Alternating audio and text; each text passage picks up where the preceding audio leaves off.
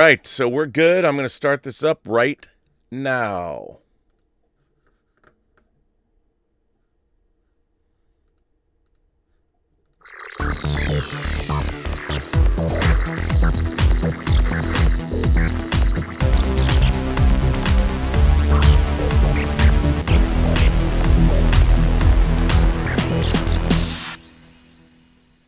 Well, greetings, imagination connoisseurs. Once again, it is I, your Duke of Dope Discourse, your master of fun and wonder, your viceroy of verisimilitude, but most importantly, your pharaoh of physical media, Robert Meyer Burnett, and I am here with episode number 13 of Let's Get Physical Media. But this isn't a show, ladies and gentlemen. It is not a show unless I am accompanied by my compatriot, my fellow traveler in this crazy world of physical media, all the way from Saarbrücken, Deutschland, Mr. Dieter Bastian. How are you, sir?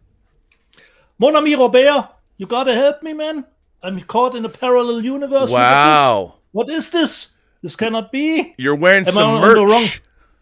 Am I on the wrong show? I'm expecting Elizabeth coming down, screaming for vengeance, bashing all our favorite movies like Point Break and other great movies, but what can you do? So we're still broadcasting, I think, Rob, even if I'm probably on the wrong show. Well, it's okay. I just love the fact that you're wearing merch. Okay, if we are still broadcasting, greetings, imagination connoisseurs. Dieter here I am, Rocky like American. Welcome to the Valentine's Day at the B&B Motel. Let's see if we have some nice romantic movies for you this week. But first up, Rob, let me show you something. Ooh. Do you know what this is, Rob? Deutschmarks? We don't have Deutschmarks anymore, Rob. Euros. These are euros. How much euros is there, Rob? 55 euros? 55. What is a great song of our friend, the Red Rocker? I can't drive 55. 55. We, by the way, would have a story about Sammy, but we could tell that a little bit later. No, Rob, this is, like you said, 55 euros. Do you know how many US dollars that would be? Oh, well, I'm not up on the exchange rate. I would think about 65. Correct, Rob. $66. And this money will go next week. You always tell us, if you're on the production of a movie set, you're bleeding money every second. That's correct. And this money, these 55 euros, will go next week down the drain if someone doesn't take his crutches and make a hippity hop to the post office and gets his package. Because next week, this is the shipping cost, Rob, and I would rather spend this money to buy you more physical media. Or well, I promise. Spend it on the next package. I promise I will go to the post office Rob, tomorrow and pick it up. This is your final notice to get your package. And I know, Rob, LA is not Saarbrücken, where you can everything reach by the throw of a stone. So we'll have to, I don't know how far the post office is, but please, Rob, get that damn package. I will get I want that package. Because I don't want to bleed money, Rob. The package. And I wanted to have live evidence to remember. The package Dieter is referring to is the one that has like my 4K crash from Arrow.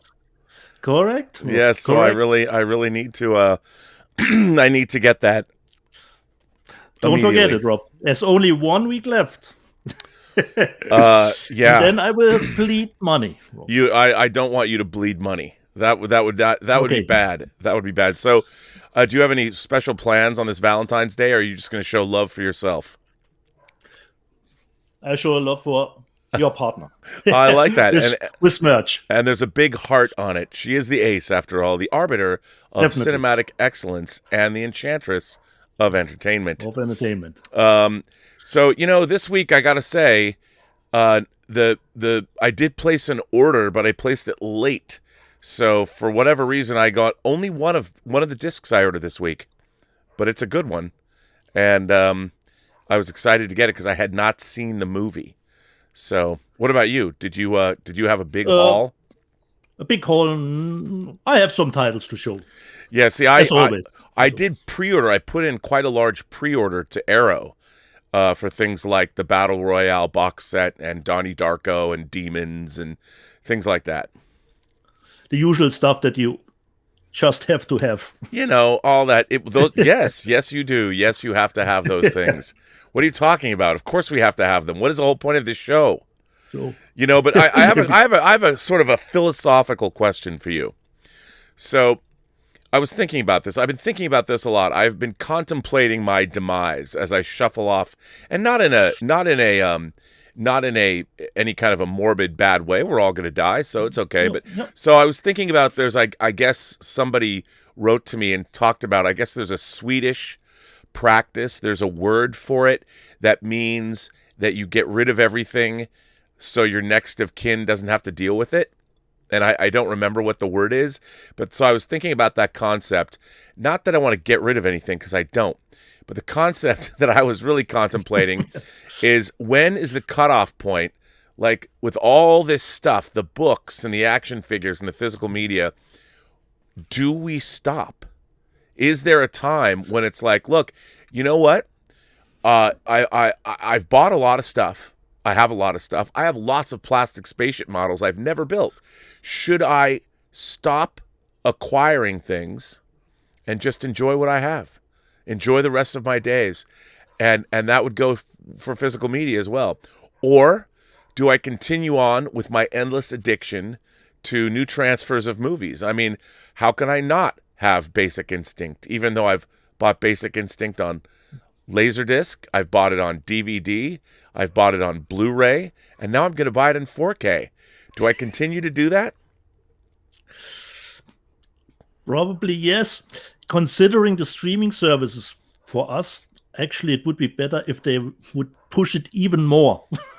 So that we had no chance of buying anymore. So the problem would have solved on its own. But since there's stuff coming out like the Demons 4K, Battle Royale 4K, probably the end of the line for Battle Royale. What can you do, Rob? What can you do? I know. I figured that since 4K is the end of the line, I can continue to buy 4Ks and not worry about it, because I'm not going to go ever and buy an 8K disc, because we can't even see in 8K. Even though, I mean, there's probably technological advances within 8K that make it desirable for things like gaming, but when it comes to movies, 4K is pretty much it. And I don't think we will get 8K discs.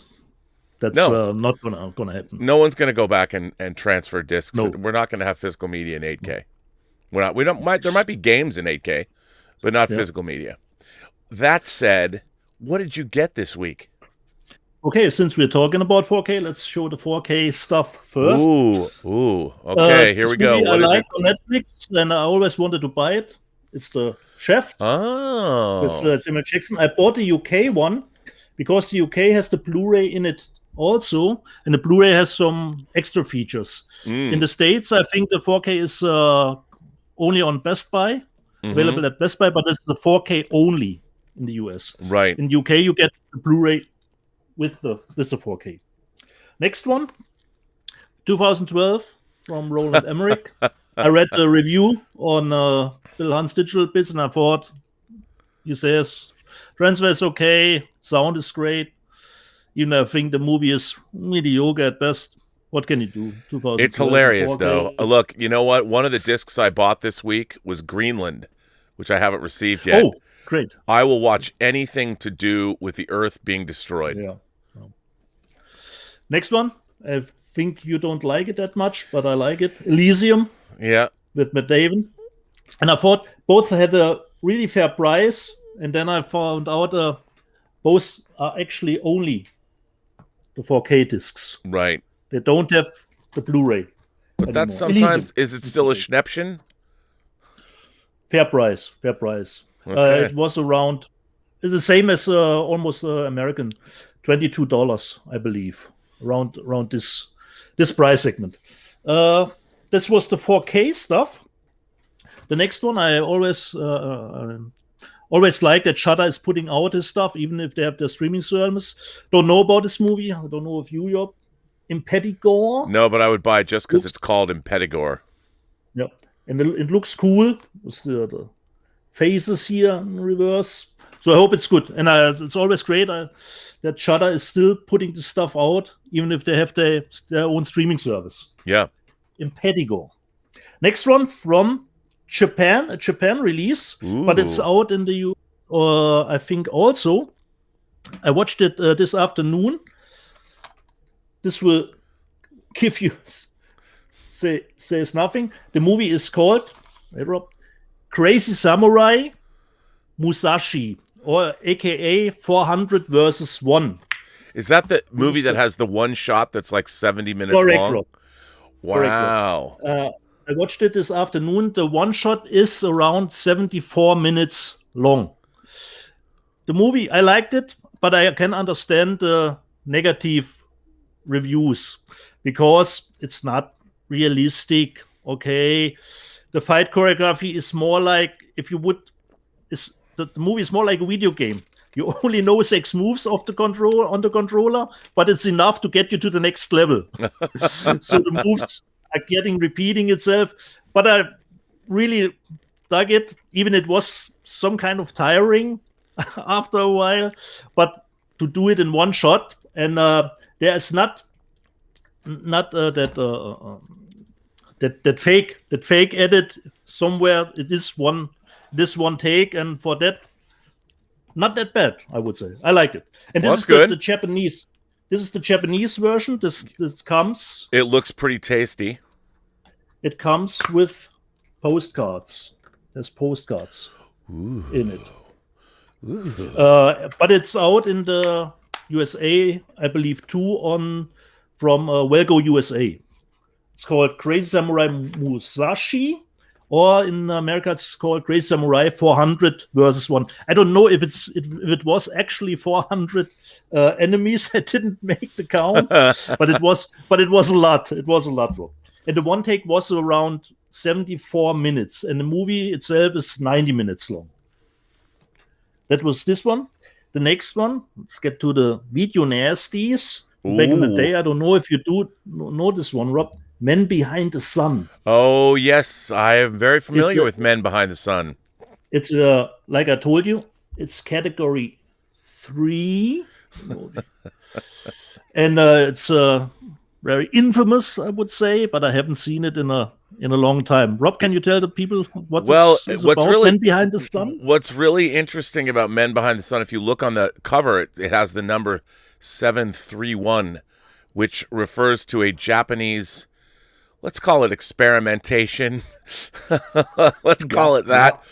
Very nasty things that went on in World War II that the Japanese were doing to Chinese prisoners. There's also, it refers, if you're an X-Files fan, there's a 2-part episode, Nisei and 731, that deals with the legacy of this kind of experimentation that was then carried over into extraterrestrial behavior or extraterrestrial experimentation. This movie deals with that, and boy, it's nasty. It is nasty. I don't know the German censor history at the moment. I have to find out what the actual status of the movie was, considering the censorship here. But considering the next movie you already shown, Love is in the Air, it's a nice day for Valentine, so it's a nice day for this romantic movie. Oh, you finally... I put it aside, and we don't talk about it anymore. A Serbian film. My copy has reached me. The next one, Rob, a big recommendation from not only me, from one of your favorite YouTubers like Mark Hermit. I don't know if you heard about this. No. Hang on, let me put that up. Saint Maud. No, I'm unfamiliar as you can with see, this. Rob, 5 stars, 5 stars, 5 stars. Mark Hermit is with on the cover here with the 5 stars. It's about a woman who is very religious, like you could probably guess from the cover. And he cares for another woman who has cancer, I believe. This is in their final stages. And she believes she hears the voice from the Lord above. More of a slow burn, but there was one moment, Rob, it sent shiver all over my spine. Now, is that a British disc? Do you get that from England? This is a British disc. It is distributed in the US from A24. Oh. But this is not an A24 production. but it Got is distributed by A24. But this is the only Blu-ray available at the moment. And if you want, Rob, Savvy has a nice steelbook of the movie. Oh, I'll have to If go you get want that. more of a steelbook. And this comes with some like it said, art cards are in it. Nice. And our friend Mark Kermit has already watched it 3 times. Oh, well, you know, and he and I very much are on the same page when it comes to horror. Extraordinary, terrifying, Rob. Wow. You see, big recommendation, Rob. I won't tell you anymore. Saint Maud. And it's quick, Rob. It's just 84 minutes. You know what? That's definitely going on the list. Okay. Next one. I still have a 3D TV. And I'm really strange what Kino Lorber is putting out, the old stuff. So this is just a blind buy for me. Wings of the Hawk. You know what? I ordered that too. 3D. Great, Rob. Yeah, Kino Lorber put that because it's in 3D. Yeah. And they put out other 3D movies. And as long as we have our 3D TV, yeah, why not? we try to get something out of it. Wings of the Hawk, just 81 minutes. And it got good reviews, I believe. There you go. So only one left, Rob. And you know, I like our hobby, collecting. But one I really hate, you buy something. I already showed this, Rob. You know, the Bright Light Hair. Yeah. But 2 weeks later, I found out it will come out in Germany as well. And in 4K, Rob. Oh. What should I do, Rob? Buy it again? This is the German edition. Wow, what a great cover. Das unbesiegbare Schwert is the German title, the undefeatable sword. But they put the original title below it. Let's see if I can wow, that looks beautiful. Take this baby out. So we have this Digi with 4 discs. It comes with the second part also. It has part 1 and part 2. And the part 2 is, I believe, for the first time dubbed in Germany. And it comes with a book, Rob. Wow, that's gorgeous. Look at that. That is very tasty. And it has the movie in 4K. Now, let me ask you this. It's only subtitled in German, I'll bet. Wait, let me check the cover up. I believe, yes. No, Rob. Actually, English. It says here, subtitled in English. Wow. I will check it out, Rob. I will check it out and get back to you. I'd be interested in getting one of those. Rob, it says here, subtitles English is available. But I will make sure that it really has English subtitles. Yeah. Because we can't always trust cover. No, we cannot. I've been burned before. Yeah, you know it. But I will check it out and get back to you if it has English subtitles. Because this has the movie in 4K. Yeah. Not only the 4K transfer, but it has the movie in 4K. This was my stuff, Rob, from this week. Well, I purchased, I'll tell you about the discs that haven't arrived yet. I bought a few, Paramount has been releasing a number of their catalog titles. They've gone back and done new 4K transfers. They're not in 4K, but most of them have new supplementary features, like a new documentary. So I picked up things like The Golden Child and Fatal Attraction and, believe it or not, Flashdance. That's part of this new collection. They just haven't shown up yet. So I have pre-ordered the Small Soldiers from Paramount 2. Yeah. I have it in German, but I don't know about the transfer. So I hope if the Paramount transfer is a little bit better, would be great. One of my favorites, Small Soldiers from Zoltande. Yeah, absolutely. Don't call it violence, call it action. So the one disc I got this week that I have in front of me, I was really looking forward to, because these filmmakers that made this movie, I'm huge fans of their work.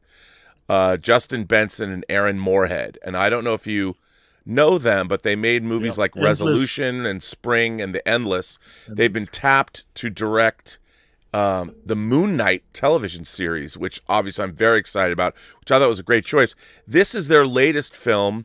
and I hadn't seen it, and it is synchronic, and it's got some good special features on it, and I have to say that I loved this movie up until the end. Only because I thought that the first half an hour, or the first hour of this film, it's set in New Orleans. It is so intriguing, and they really, the mood of this film, I was like tensed up the whole time. And basically, it's about a drug that people are taking called synchronic, and very strange things happen to them when they take this drug. And I don't want to give away any of what happens. And my only complaint, it stars Jamie Dornan from the 50 Shades series, and of course Anthony Mackie, and both of them are great in the film. And the way it's directed, and the feeling, the mood of it, and that's why I like what they do. I mean, their films are very offbeat, and in a way, they have nothing to do with David Cronenberg, but they remind me, like, they're kind of like, I mean, they've done both science fiction and horror, but the same way that David Cronenberg's early movies felt very unique to me.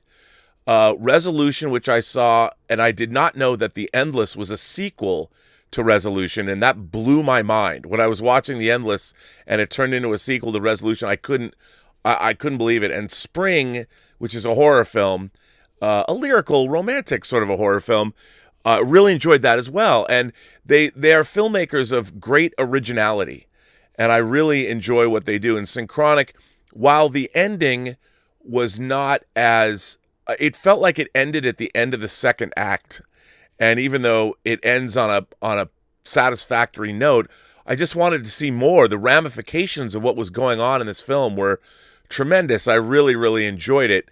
And it's a good disc. It's got some great special features and a making of, and deleted scenes, and a deleted scene and an alternate ending.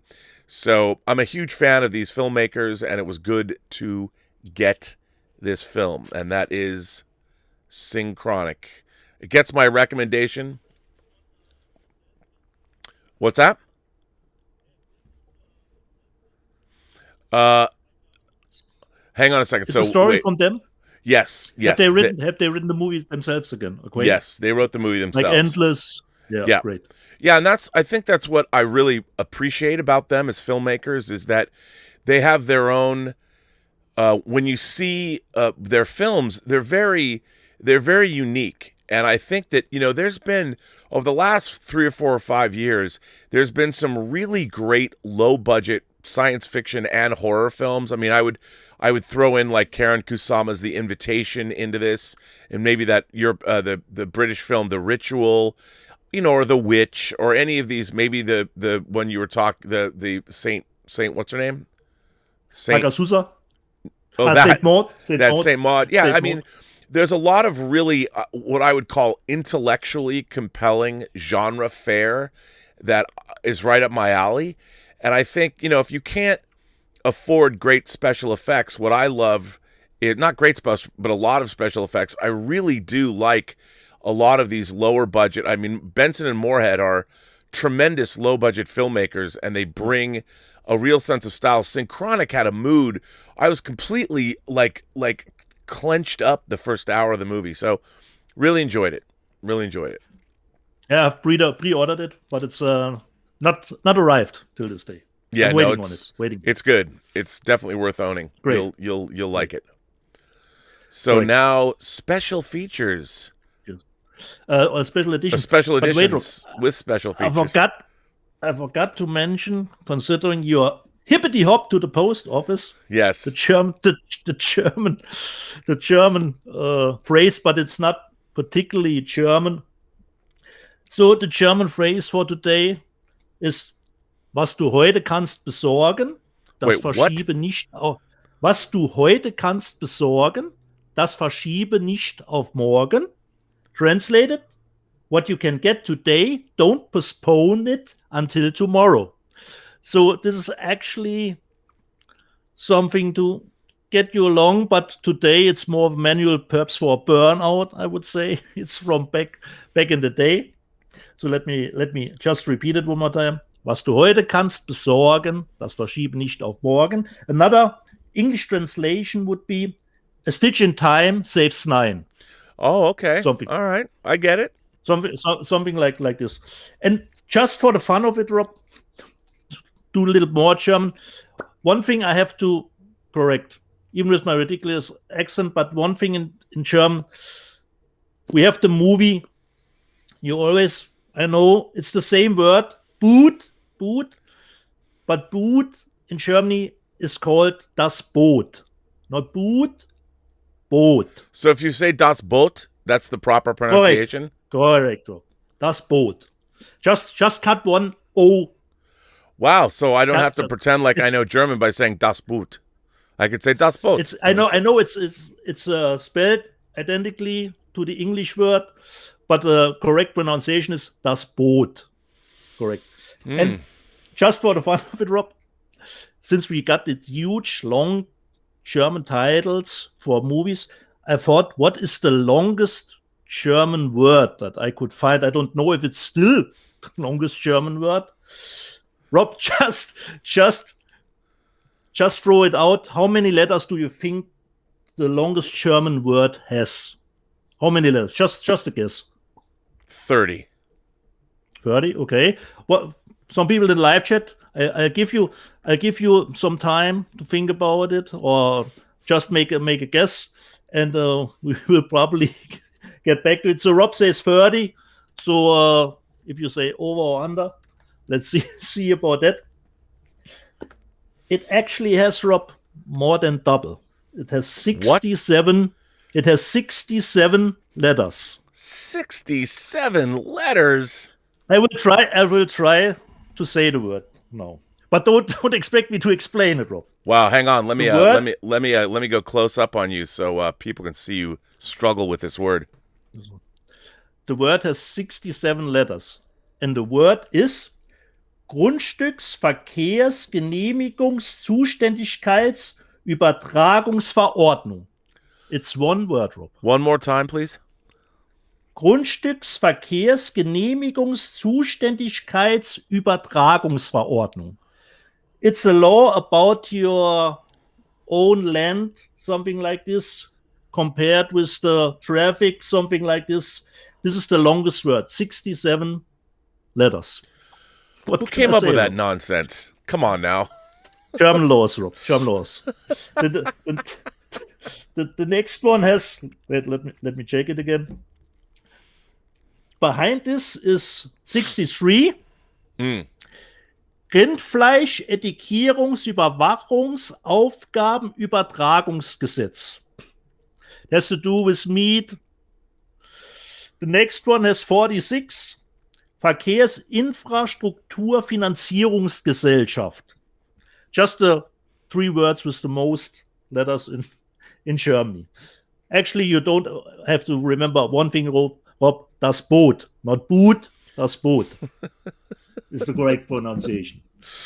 Well, okay then. That's so much for the forgotten German lesson, because my mom is watching and she only watches because of the German stuff, and I forgot to put it on at the front of the show.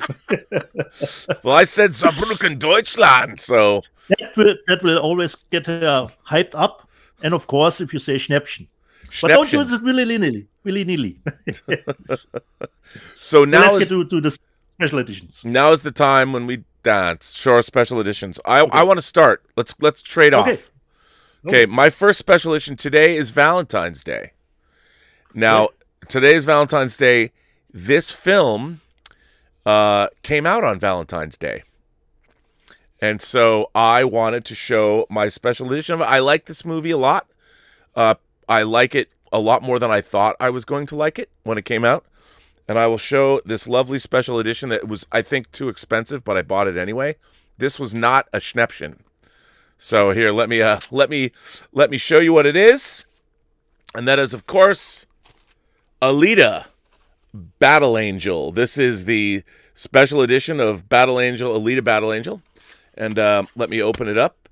And it is chock-a-block full of special edition goodness. Here's everything that's in it. First of all, you have the movie in 4K, of course. The film is in 4K. And then there's all kinds of things. There is a certificate of authenticity, the Elita Battle Angel limited edition. It's signed by John Landau, Robert Rodriguez, and James Cameron. I don't think they actually signed it, but it's pretty cool. Or maybe they did. It is printed in. They've got, like, if you can see it close, it looks like they used maybe it is, silver Sharpie. So you have that, which is always very cool. And then this cool book, Battle Angel, The Evolution of Elita. And this book is actually a very respectable book. I mean, it's oversized, but here, let me open it up because it's hard to, but it's pretty great. I mean, this book shows, I don't know if they ever made the art of Battle. It's probably a smaller version of that, but it's a really good book. I mean, in terms of if you like this film, and it really goes into how the effects were done.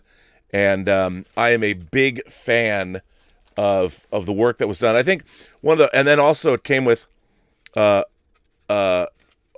see, what is this? Another little, these are, I guess, matte painting or production paintings that are very, very cool. And if you like Elita, then you will like them. And I think, I mean, it was expensive. This was probably too expensive. But if you like the film, I think it's a cool package. And I like having it. I like having it in this oversized box. And why else have a special edition other than to have overkill? Because who buys this stuff other than us? I don't know. And it's just a smaller version of the art book that I will probably show on some other show. Yeah, perhaps the next. But it's good. I didn't get the art book, but I do like, and this transfer. Yeah, this was the reason why I didn't order this special edition that you have here, because I have the art book separately, which is even more bigger. So I skipped on this one because I bought Elita as steelbooks already. Yeah. So I have actually enough. So Rob. But this does have the 3D version in it as well, just so you know. Yeah. Rob, when we do get our sequel, will we get a sequel? I don't know. I could see Disney doing a sequel to this. I mean, I think it's probably it didn't do badly at the box office. I mean, it was an expensive film, but it was kind of on the bubble, kind of Yeah. But I think its popularity, I really want to get the hot toy, the Elita hot toy. They've made a hot toy, which I don't have, but I should look right now and see if I can pre-order it. I wonder if it should have arrived here in the United States by now. But I hope so. But one of the things about Elita is, of course, so much of the material in Elita had been mined previously by other movies. And I think a lot of people kind of thought it was a bit old hat. So what are you going to do? Let's hope we will get a sequel at some point. Yes. So what about you? What is your first? Okay. First, since I thought Elizabeth was screaming for vengeance for us for buying all this stuff, let me do From the Metal Gods from Priest. Let us do some music. This is Judas Priest. Look Their at albums that. from Sin After Sin until Painkiller in a remastered box set, which opens up and it has all the CDs in it, and you get the logo from it. So it has all the CDs from Sin After Sin till Painkiller, and it comes, of course, with a little history booklet. It was really great to get all these. This is a remastered version. They have nice shiny inlays. It's shiny, Dieter. Shiny. And it's one of my favorite bands. And I thought, since we don't do movies, we just don't do movies, we do other stuff as well. Let's show a little CD box, Judas Priest. Now, is that recent? Did you get that recently? No, this is very old.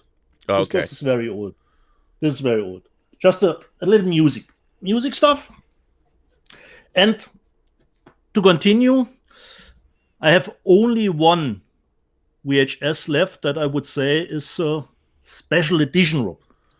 Because you remember it back You're going to in the show a day, VHS tape on this show?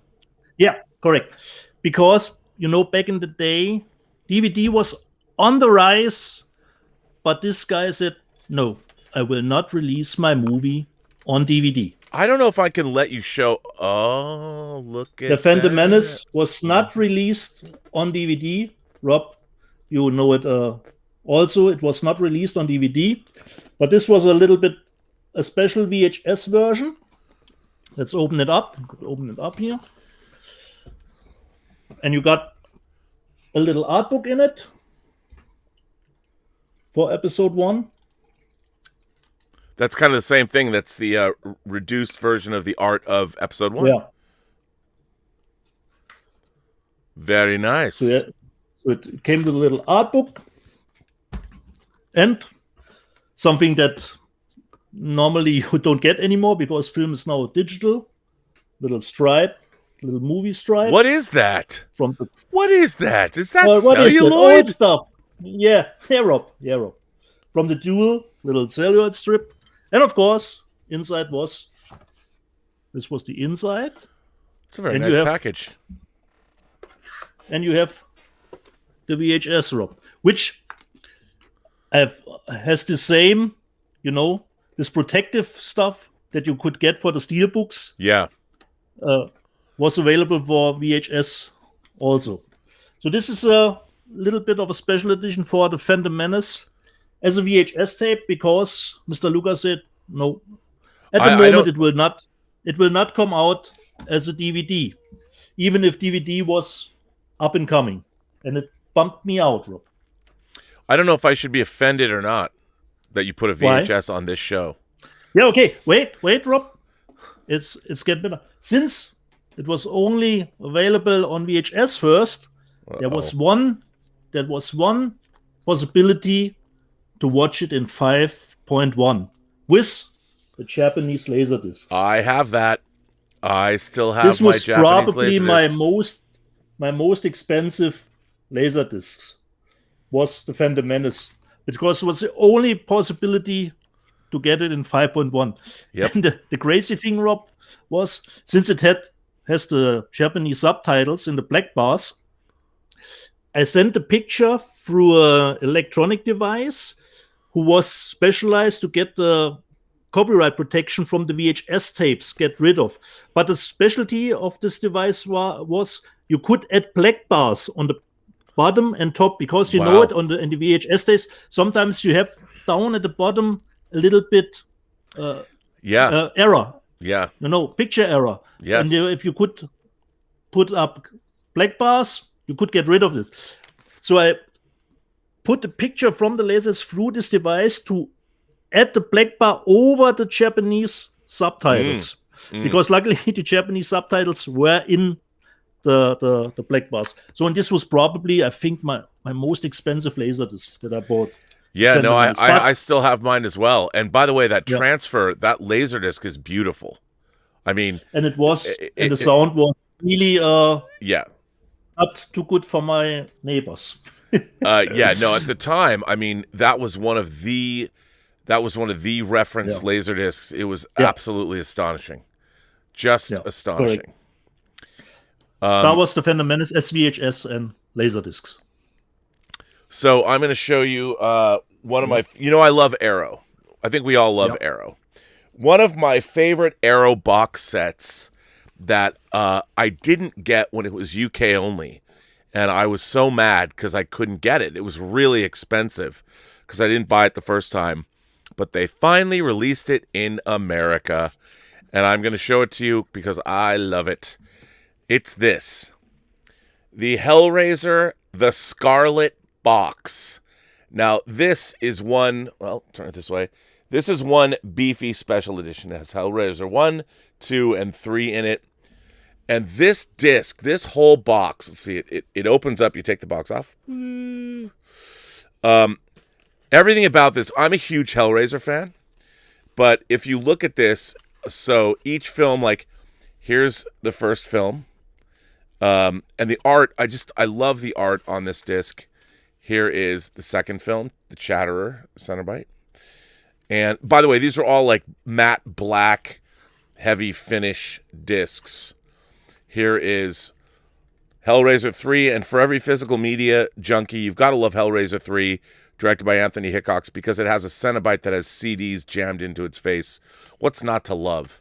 But in addition to all of that, oh, wait, there's more. Lots more.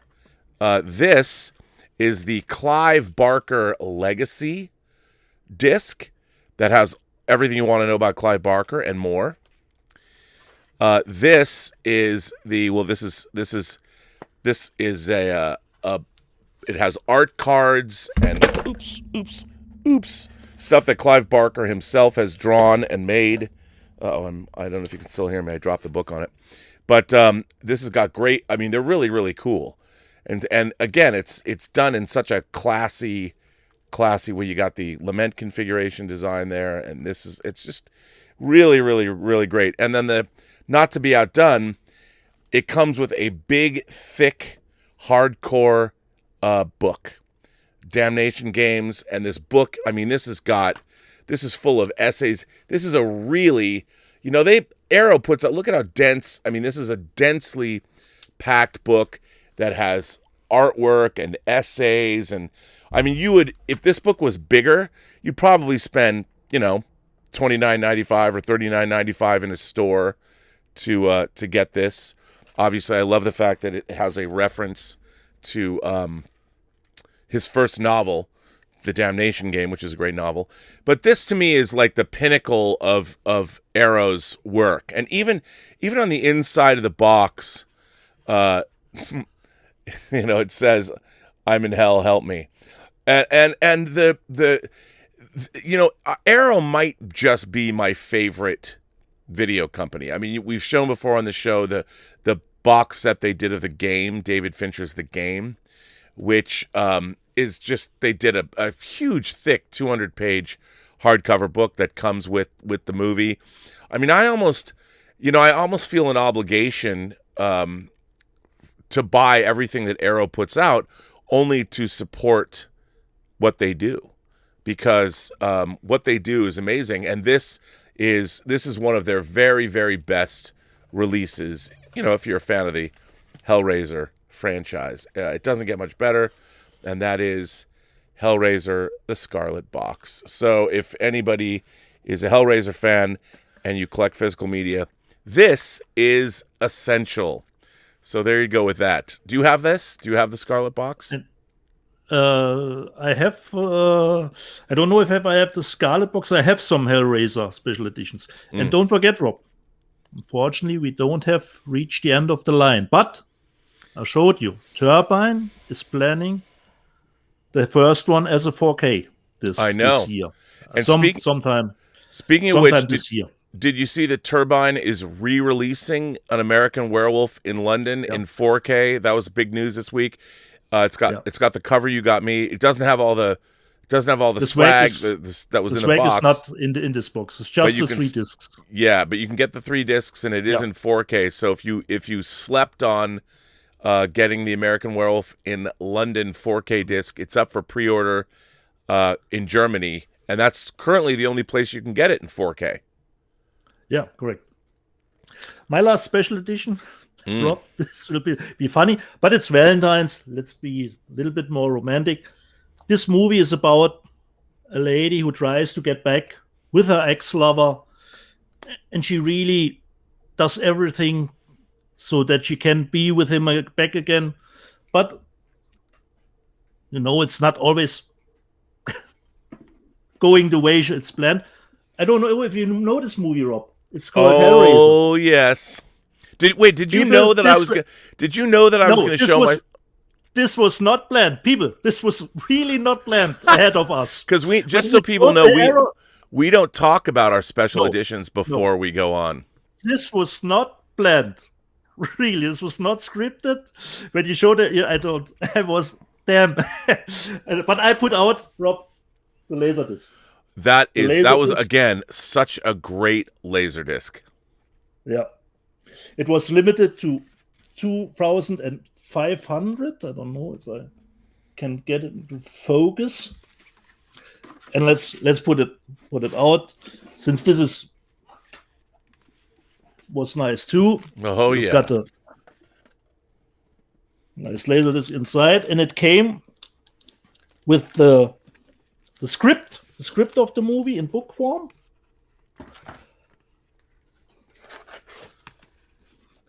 So there you have the whole script of the movie, and it was a double disc. So it came with bonus features. Let's see if I can put it out. Oh, you did what I did. You bought those Japanese sleeves that you put on. Yeah. So this was the inside of it. Yeah. With a word by Clive. This was really a nice Laserdisc edition. But this was not planned that we both show Hellraiser on Valentine's Day. No, I can't. Well, you know, as they say, Dieter, great minds do in fact think alike. Right. So yeah, you know what? I got a third one, but I think I'll save it. I think I'm going to save my third one, because we're not going to have.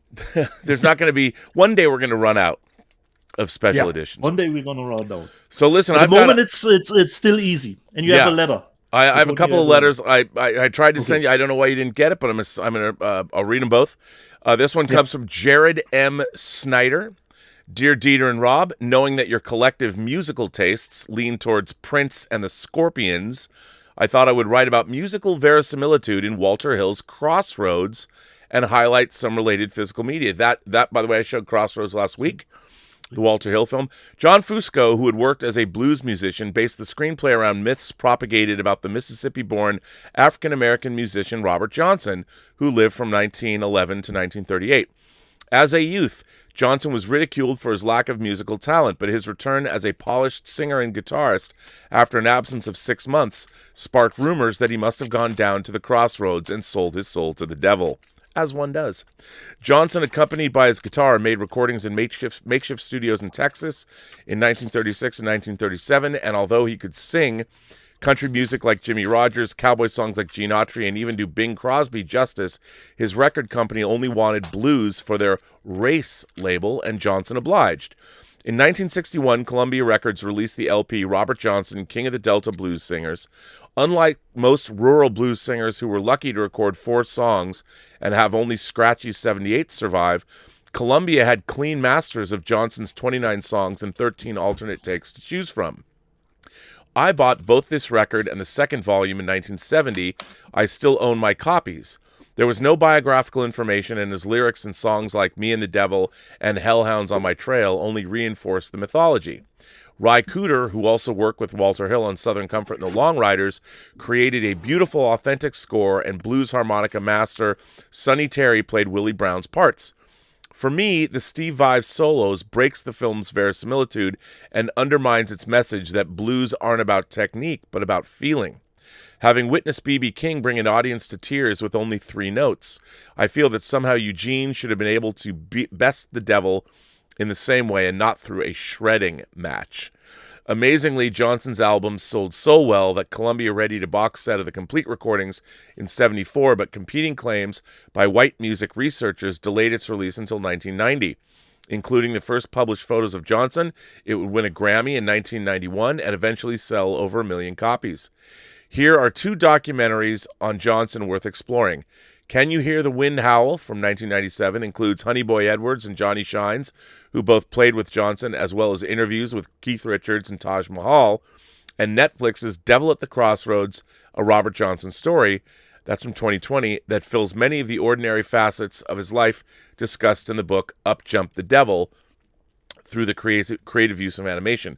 Finally, check out the great Japanese manga series called Me and Devil Blues, written and illustrated by Akira Hiramoto. All a pretty dope legacy for a singer who was poisoned and died in obscurity in 1938. Sorry for the long letter. Keep up the great show. Jared M. Snyder, project manager by day, music historian by night. What a great letter. Thanks, Jared. I'm a fan. I mean, I obviously I bought Crossroads. I like Robert Johnson's original music, and if you like Delta Blues, he was one of the best. This one comes from our second letter. Our own moderator, Robert Pariso, writes in and says, Guten Nachmittag? Guten Tag? Nachmittag? Is that different, Dieter? Okay. Good afternoon, Rob. Good afternoon. Okay. RMB and Dieter. Following up on my super chat from show 12, I wanted to delve a little more into the history of The Wall. The germ of the idea came from the last show of the Animals tour. That's the Animals, not the band The Animals, but the Pink Floyd album, The Animals. Not The Animals. It's just called Animals. July 6, 1977, where Roger Waters spat on a fan as he was so disgusted with the big machine Floyd had become and the distance between band and audience. He went off and wrote 2 sets of album demos, The Wall and Pros and Cons of Hitchhiking, presenting them both to the band for their choice on which would be a Floyd project and which would be a Waters solo album. The sessions were fraught with tension to the point that original member Rick White was fired from the band, only to be hired back as a session player to finish the album. Note, the original LP pressings omit his name from the band's credits. The environment of the live shows were no better, with each band member having a trailer in the backstage area, and they all faced opposite directions. The 1980-81 Earl's Court shows have multi-track audio, and the 1981 Earl's Court shows were filmed as that was the original idea of the movie, to have the live footage intercut with the narrative. That was scrapped for multiple reasons, and Alan Parker was brought on to direct the film. The shoot was problematic, as you had Alan Parker, Roger Waters, and Alan Scarfy, the visual artist, all butting heads on the direction of the film. Waters has said multiple times he's not a fan of the film as it lacks humor. I never once chuckled while listening to the album. EMI did a Why Pink Floyd box set campaign in 2012 where they released multi-disc immersion box sets of key albums, The Wall being one of them. The set has the remastered album. The remastered Is There Anybody Out There live album, culled from the Earl's Court 80-81 shows, 2 CDs of various demos, and a DVD. The DVD has an edited documentary from 2000, the Another Brick 2 video, and restored footage from the 1981 Earl's Court shows, only totaling 2 minutes. Wow. Band engineer James Guthrie has stated work was being done on a 5.1 surround mix of the album, just couldn't be done in time for the release schedule. It is known that Roger Waters has done a restoration of the 81 footage, as we got that pathetic 2-minute segment on the set. So to your point, 1 box set has been released, but another could easily be done. It should include the fully restored footage of the Earl's Court shows, a 4K release of the original film with Atmos, the film versions of several songs, and various other demos, as I've heard different demos than what's in the set. All of this resides with Roger Waters, however, as part of the late 80s lawsuit settlement with Gilmore Mason, was that he has full rights to The Wall in all formats. So while he was involved in the DVD, he appears to be more interested in his version of the show, which he toured for 4 years in the 2010s. One can only hope that his position will soften on the original material, but he and Gilmore are back to butting heads, so I don't hold out for much hope. There's also an Animals 5.1 surround mix that's been done for a few years, and they can't agree on what would be released with this. I could go on for hours about music, prog rock specifically, as I worked in a music store for 8 years. I hope this info helps flesh out some history of the album and the fraught history of the release we are sorely lacking. Be seeing you, and that comes from our own Robert Pariso. That's a great letter. So thanks for that, Robert. I appreciate that. Now we have Dieter. We've got a few chats here. Okay. Of you super chats. Stubble McShave writes in and says, I don't know if this already exists. If they created awards for physical media, it could promote it more. There could be categories for both collections and different awards for separate movies. Categories could be best transfer, best special features, etc. Well, Stubble, there used to be. And as a matter of fact, Variety, the entertainment news magazine, put on what they were called at the time, the DVD exclusive awards. And they even had a televised show like the Oscars. And, well, to sing my own praises for a moment, I was nominated for a couple of awards on those televised shows. I was nominated for Best Special Edition of the Year for the X-Men 2 X2 disc I produced, and my Tron documentary was nominated for Best Retrospective Documentary, but it lost to Robert Altman's MASH. And I believe X2 lost to Lord of the Rings, which is another disc I worked on, so it was all good. But they just don't do that anymore because, again, back in the day, the early aughts, when DVD was meteoric. I mean, its rise was huge. DVD was the sales figures. They were selling some movies like 30 million copies. I mean, it was insanity. Some of those Disney titles, those days are over, unfortunately. Yep. It's kind of sad. But that's why we do this show, right? Correct. To keep it up as long as we can. To keep it up as long. And so Justin Toner says, "Hi, Rob and Dieter. The Blu-ray announcements this past week that got me most excited were Scream Factory releasing King Kong, the 1976 King Kong in May, with 2 cuts of the film, which is the TV version that has a lot of extra footage in the theatrical. And Kino Lorber is going to release their noir classic Touch of Evil in 4K. Hashtag get Dieter's package." What do you think about that? I have the 76 King Kong on Blu-ray. Do you? Yeah, I think, is it French? It's out in French, and in Germany it's out. It's from Studio Canal. Yeah. So it's out here too. But I don't think there are 2 versions of the movie on it. No, they're not. They're not. I mean, I have all the versions of King Kong. I've got the Japanese King Kong versus Godzilla.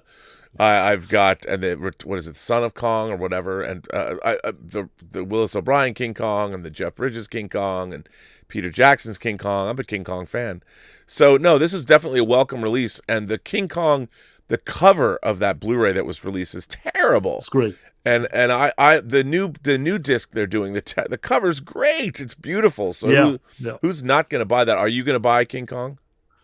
Probably yes. Probably because I don't own the German version. Yeah, I mean, I saw that movie opening weekend when I was a kid. It was a big deal. The artwork with King Kong straddling the World Trade Center. King Kong wasn't that big, but it was a John Berkey painting. The same artist that painted the insert poster that came with the original Star Wars soundtrack album that had all the X-Wings and the Y-Wings and the TIE fighters fighting over the Death Star. He painted that picture, and it was great. Of course, that wasn't in the movie, and that was the first time I'm like, wait a minute, this is false advertising. There are no jet fighters that King Kong grabs. So anyway, what can I remember you do? only seeing it on TV.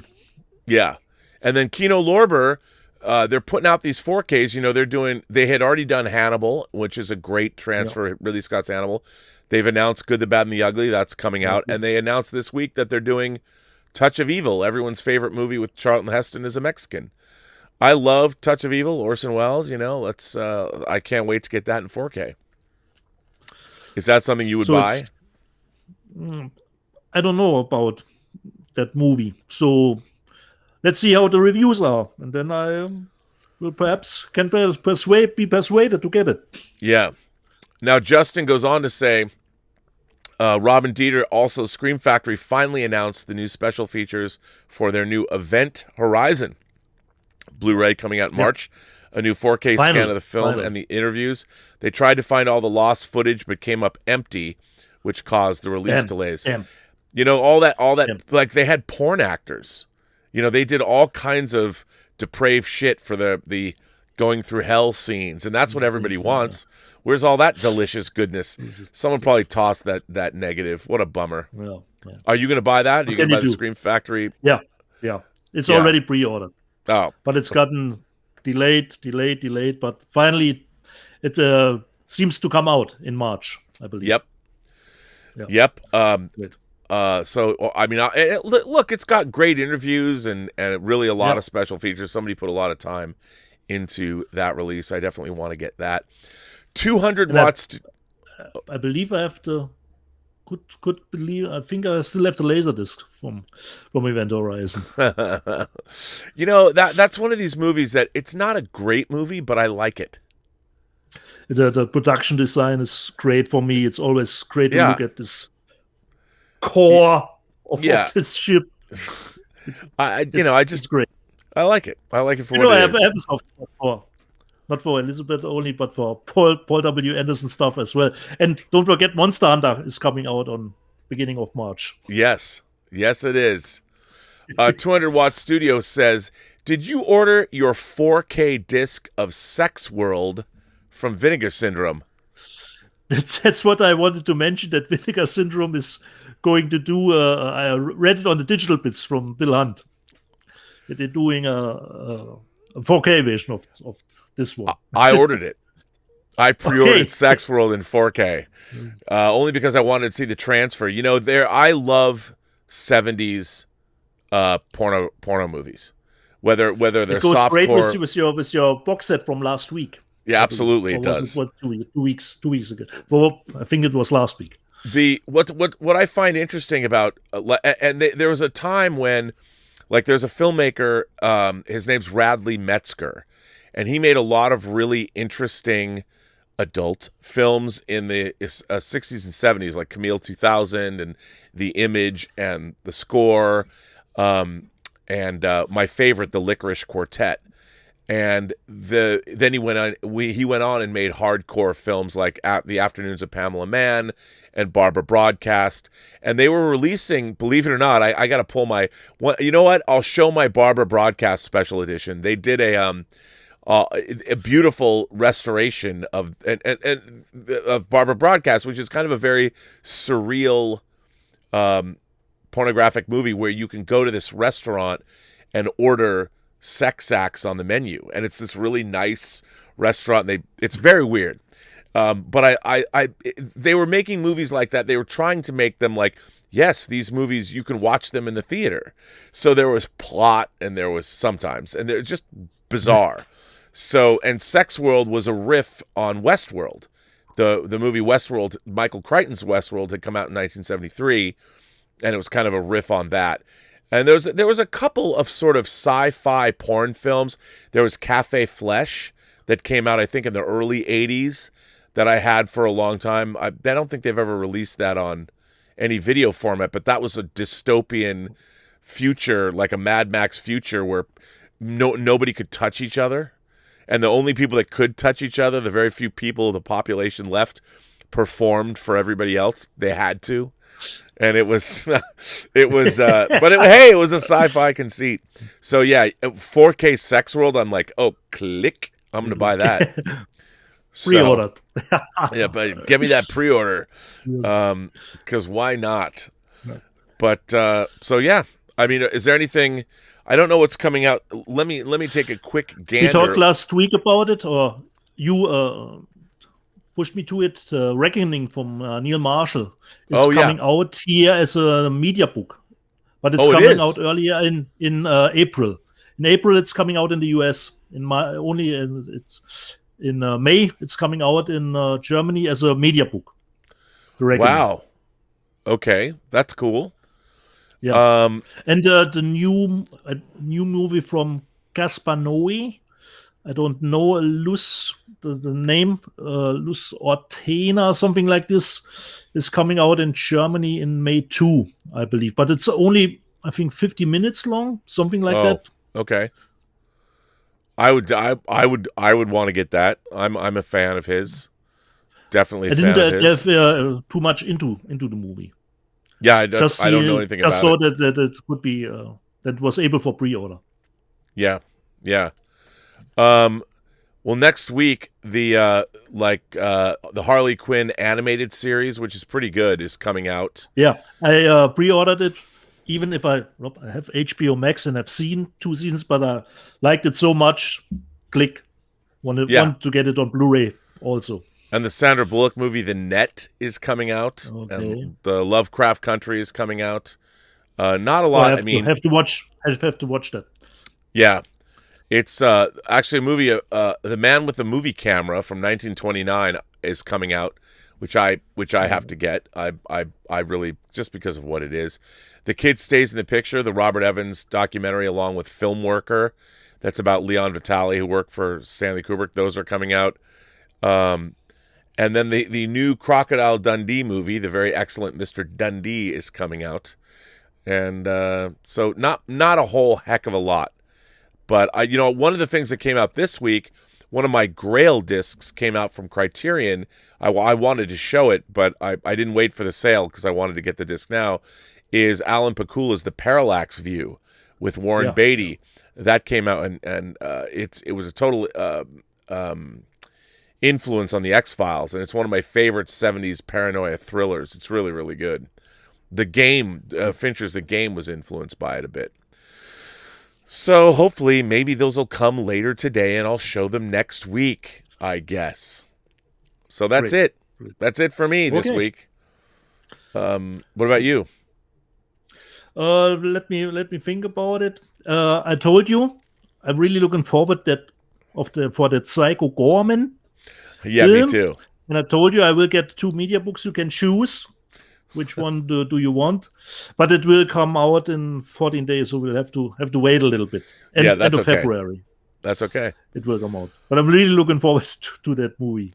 But and I pre-ordered that crazy Nick Cage movie, the Willy Wonderland. What was it called? I pre-ordered that movie. Yeah, absolutely. Well, listen, I guess another fine episode was had by all, and I guess this brings us and I will try to wear the correct shirt next week. No, that shirt's fantastic. I mean, it's always, I don't have a Let's Get Physical Media shirt. I need to get one. I need to buy my own merch, Dieter.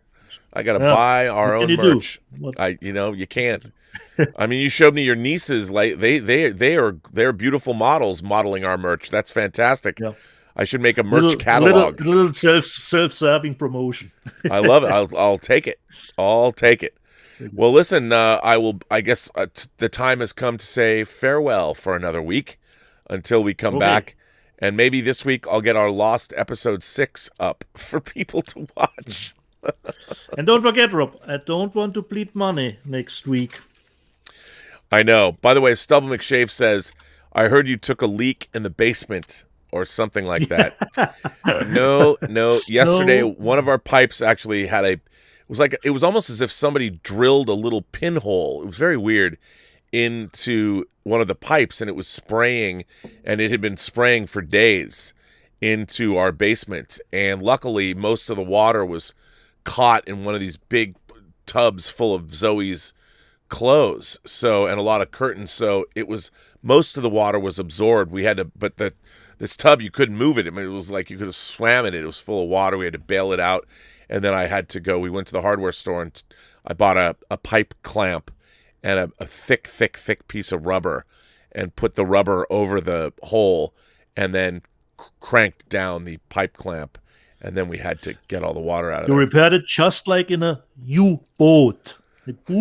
Boat. In a U-boat. I did. I made a U-boat repair. And hopefully it'll be okay for years, according to the YouTube tutorial video I watched before I did it. So luckily nothing was damaged. So good on us. I want to thank everybody for watching the show. I want to thank my moderating staff, beginning with Mike Bodden and the Richard. Joshua Levesque has been here. Justin Toner's here. The Richard is here. And I want to thank you guys for being here. If you want to write Dieter and I letters, you can do so at the Burnettwork.net website. You can also find on our Facebook pages, the Post-Geek Singularity page, the Whining About Movies page, the Fully Articulated page, and the Let's Get Physical Media page. You can always go to those pages on YouTube, on Facebook, and share what it is you would like to share, because we love it when people share their collections with us, don't we? Definitely. We're not the only ones, luckily. Yes, that's right. And on that note, we're not the only crazies. No, there's a lot of people out there just like us. So we will say we bring the show to an end. Do you have any final parting thoughts? Maybe German Goethe, the wisdom of the German writer Goethe. Can you share any philosophical musings with us? Not from the top of my head, but I have already planned the slogan for next week. But we'll have to wait. You have to wait. Okay, because I think German lessons are one of the great staples of this show. but we don't want to repeat the longest word again. No, I can't even believe that word exists. But that was thank you for that. 67 letters, Rob. All right, sir. Well, I guess our parting live long and prosper. Prosper, as always. As always.